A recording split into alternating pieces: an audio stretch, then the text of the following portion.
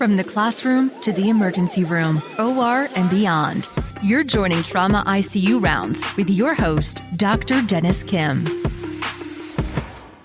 Nothing has been shown to decrease mortality rate in critically ill patients, except when you avoid iatrogenicity.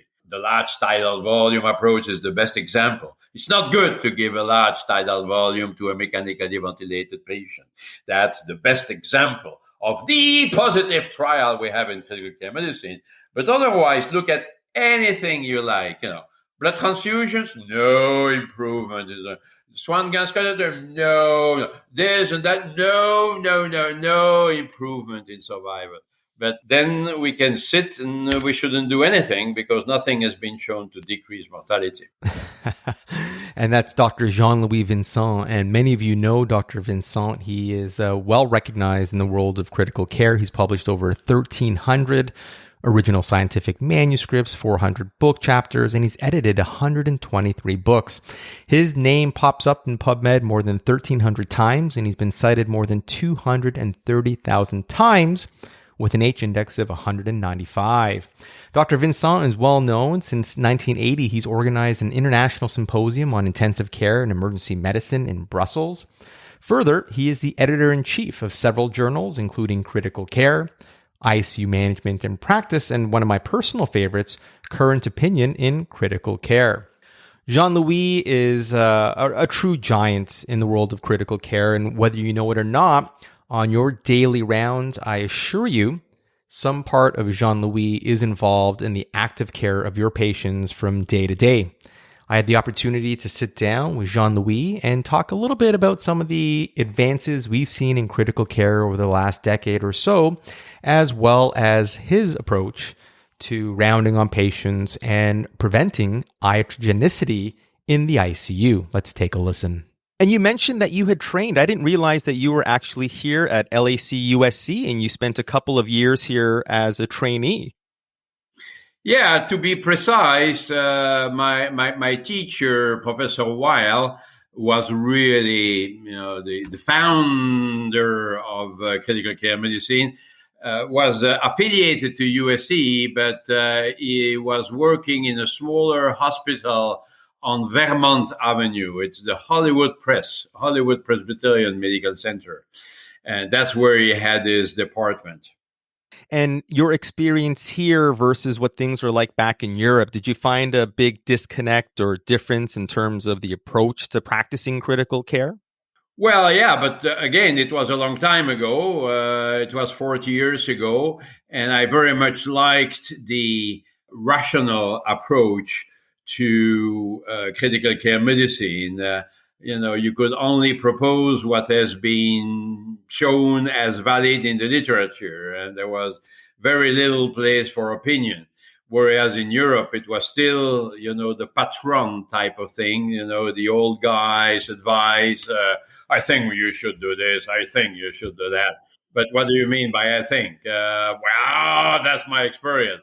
But, that was a long time ago. Now we all accept the evidence everywhere. And big difference now is that people in Europe are more often at the bedside now than the big shots in American ICUs. So now it's the other way around. It's the American doctors who are very interested in what's going on in Europe because clearly a lot of good advances are now made in Europe. It's so interesting that you say that. I think, especially with COVID, I really felt like there was a big shift in terms of patient care. We were much less likely to gown up and glove up and put on all of our PPE to go in and examine patients, assess their cap refill. Instead, they're behind these glass doors in these negative pressure rooms. We're trending labs, asking for nurses for their assessments. And I feel like we really lose a lot if you're not actually laying hands on our patients to assess how they're doing and responding to our interventions. Oh, yeah, I agree with you. There is a risk there. And actually, it's also a risk associated with modern technologies. We all have our PC on the table, moving from one bed to another. But actually, you cannot go close to a bed with this type of thing when you are 15 in the making rounds together. So we still make rounds without any of these equipments, and people should know enough by heart, and they should tell us, using a problem-oriented approach, they should tell us about the patients.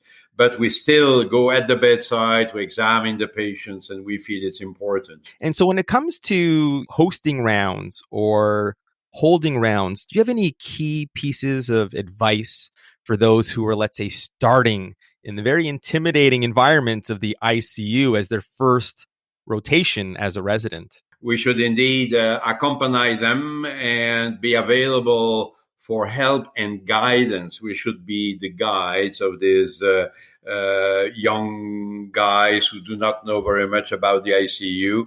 And so they quickly understand that there is some hierarchy. We also learned it during COVID when it was the real surge. Initially, some people were taking care of their patients, and when someone else wanted to help, they said, go there. There is a patient there. I have no time to see. No, that's not the way to do it. We need to apply a pyramid approach with a leader who knows enough about critical care medicine, who could help the others and supervise what the others do. And it's the same for nurses. There is no point in having critical care nurses working nearby non-critical care nurses. The critical care nurse should supervise the work of other nurses, and that's how it should work. So it's part of the organization of ICUs, and hopefully it works pretty well in everywhere, especially in the US and in Europe. Yeah. Yeah, I think several societies, especially at the start of the pandemic, really were supportive of this concept of a team-based approach where you do have this pyramid-style schemata, leaders, and then those underneath them. So I think the key point here for those that are starting out is you are not alone. Correct. There is always help around, and don't feel, intimidated or fearful that that's some sort of sign of weakness. We all need help, and there's always help available. And we'll learn from each other. We always learn during these discussions, definitely. Yes. It's been about 40 years, you said, since you did your training here in the US. And obviously, you've been super accomplished when it comes to all things critical care. And I would love to hear from you, Dr. Vincent. What are some of the most important, maybe the top 3 most important developments in critical care medicine since the start of the century, or let's say since 2000? I think we have made great progress in the organization of our ICUs. We understood that rounds are very important. We understood that people cannot be there 24 hours a day, so they must delegate, and they must accept that others take over. And there is no point in being in a bad mood or yelling at people when you come back because you think that things were not done optimally. No, you get much more by smiling and helping and supporting the others. But you must also make clear that the messages come through quite explicitly and clearly. And this is how really we have learned how to make better rounds.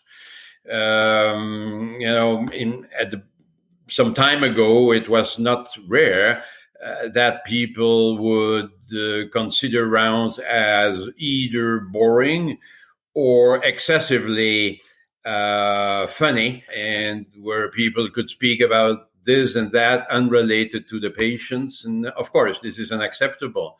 So rounds should not be the sad period of the day. We should look forward to rounds, actually, but not so much to have fun, but primarily because we feel that this helps the patient and that this allows us to provide the best care possible. the best possible care. And so, we have made quite a bit of progress in there. I very much believe in the problem-oriented record. So for the trauma patient, we speak about the head trauma separately from the abdominal trauma and the bone trauma, for instance. And people may say, well, they're all related. You cannot cut patients in pieces. No, that's not the point. But when I speak about head trauma, I speak about the neurological issues, the intracranial pressure monitoring, the recent CT scan, etc. And when I speak about the bones, I speak about the surgeon who passed by and this and that. I may speak about pain. I may speak about mobilization, physiotherapy, etc. And when it's the abdomen, I may speak about feeding and drains which are still there, and perhaps coagulopathy associated with, etc., etc. So it makes things clear, and it avoids reminding some things out of the blue. Oh, I forgot to mention, there is a problem of arrhythmia too. Yeah. No. It should be individualized as a problem of recent arrhythmia. The patient had recent arrhythmia, may be related to a myocardial trauma or maybe related to previous problems, but I will not forget it once it is a problem on my list. And the nurses like it too, because sometimes at the end of the rounds, otherwise they don't remember all the facets of the patient management. And here, just by looking at it, and we have it on the computer screens in our department, and people, of course, can have a printed page if they want to have it in their pocket, but they could also have it on their smartphone, and they could immediately look at the problems of each individual patient. I think it helps a lot. I completely agree. And it's interesting because what I've noticed in many ICUs is oftentimes they do an organ-based or systems-based approach. So they'll start neuro, and then with neuro, they start talking about sedation and analgesia. And I've never liked that approach. For me, if a patient's in the ICU, they should have at least 3 major problems. And identifying those problems is really critical and tells me, yep, the learner or house staff is thinking about the issues. They're able to identify 3, 4, 5 critical problems that need to be addressed and then go through them systematically using a sort of SOAP approach versus just going by systems. I agree.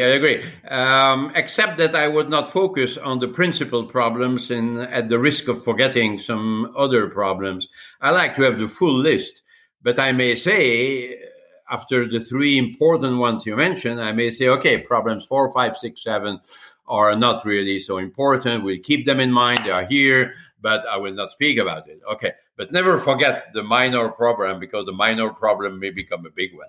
Yes, big time. And in terms of prophylaxis and avoiding hospital infections or other never events, we always add on our fast hugs at the end of every assessment. And so how has that evolved over the years? This is something that you wrote about a while ago. Yeah, a long time ago. And it seems like many places have adopted it. I wanted to keep it very simple. And as you can imagine, people wanted to add things and, adding, relatives.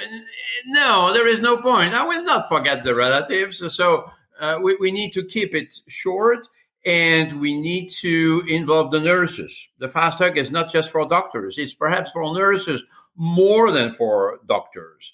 And we like the nurses to go through it. The F of fast hug, feeding, the nurse should be concerned about that. When you ask a nurse, how is this patient fed? The nurse should not say, oh, no, the patient is not fed, but nobody told me I should feed the patient. No way. Today the nurses are so good, so well trained, they can raise the question and they can say, this patient needs to be fed, and how shall we do it? And we may reverse the question. We may say, what do you propose? Do you propose to try some enteral feeding? And how would you do that? Same thing for the A and S of the fast hug, analgesia sedation. It's not that the patient should not have pain. We can all identify pain at the bedside. Give me a break, when you say that some people sometimes do not see it. You can see when a patient is in pain. But usually we do the other way around. We give a lot of analgesic agents to make sure that the patient has no pain. And the patient is deeply comatose on morphine or fentanyl or remifentanil, whatever you like. But that's not good. We should give just enough to avoid pain.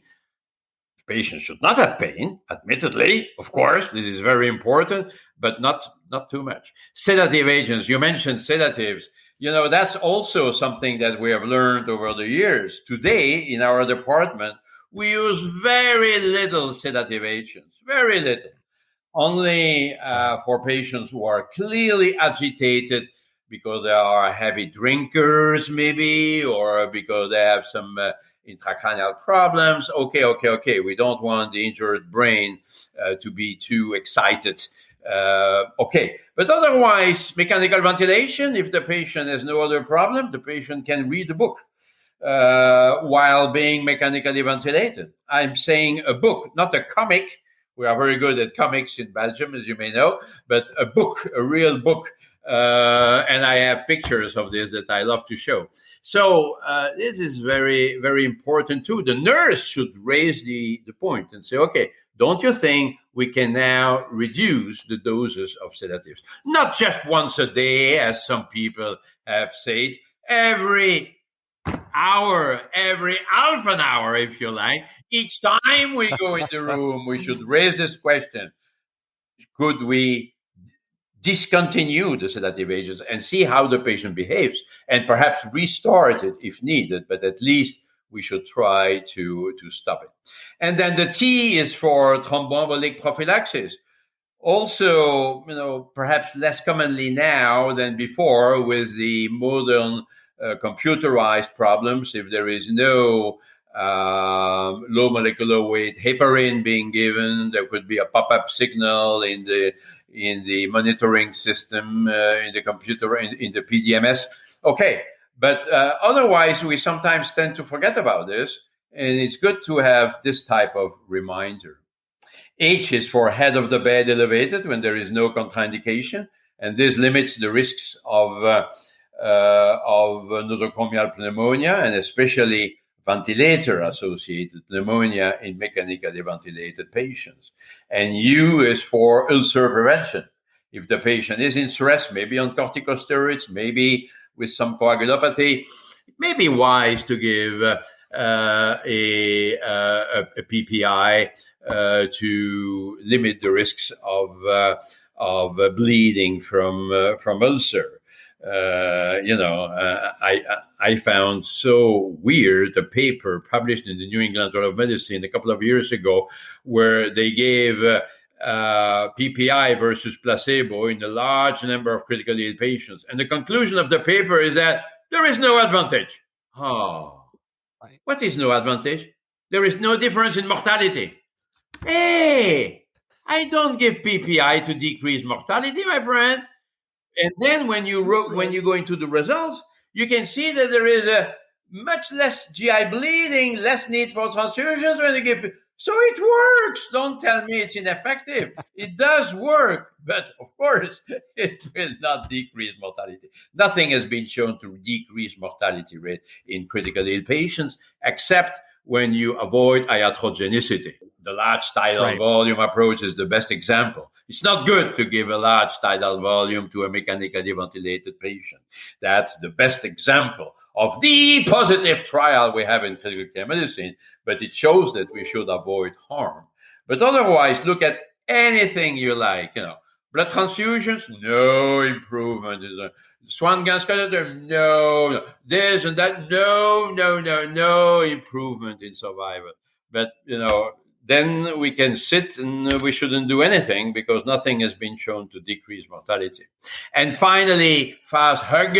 We have the G for glucose control. And this should trigger the possible administration of a long-acting insulin if we see that the blood sugar levels remain quite high through the entire day. And then the nurse usually raises the question, don't you think, instead of using regular insulin, don't you think that now I could use a long-acting insulin? And that's a good idea. Sure, it simplifies the management, and so it may be valuable. And that's it. That's the fast hug. There is no need to add anything else, even though, of course, there are many other things which are very important. I want the patient to have some bowel movement. I want the family to be aware of what's going on. I want the air to be clean and, whatever. There's so many things to do, but in the fast hug, these are the things that we too commonly forget about. Absolutely well put and agreed. And I do want to talk more about the organizational sort of advances that have happened in critical care and the key role of nurses, RCPs, RTs, PTOT, etc. But getting back to the ulcer prophylaxis, a question that I've always wanted to have answered, and maybe you're the right person. If someone has high risk factors for GI bleed, they're mechanically ventilated, they're on a PPI. Once enteral tube feeds start, can we stop pharmacologic prophylaxis? That's a good question, and in many cases, yes, we can, because the best way to prevent GI bleeding is to have this enteral feeding substance in the stomach. So in many cases, it's sufficient. Now, if your patient has a history of ulcer, is on high-dose corticosteroids, and has a coagulopathy, I may still maintain the PPI. The point is, I very much like personalized medicine. And protocolized medicine is okay when the patient is quite uncomplicated in the various factors that we have identified. But in many cases, we need to use our brain. And that's why we were trained as doctors. So people seem to desire that we can do everything without doctors, but I don't think so. And the nurses wouldn't like it.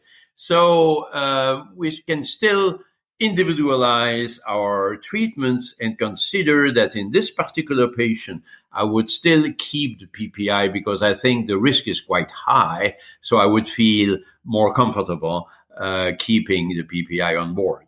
But in most cases, I agree. When enteral feeding is started, we can do without it. Yes, indeed. I agree.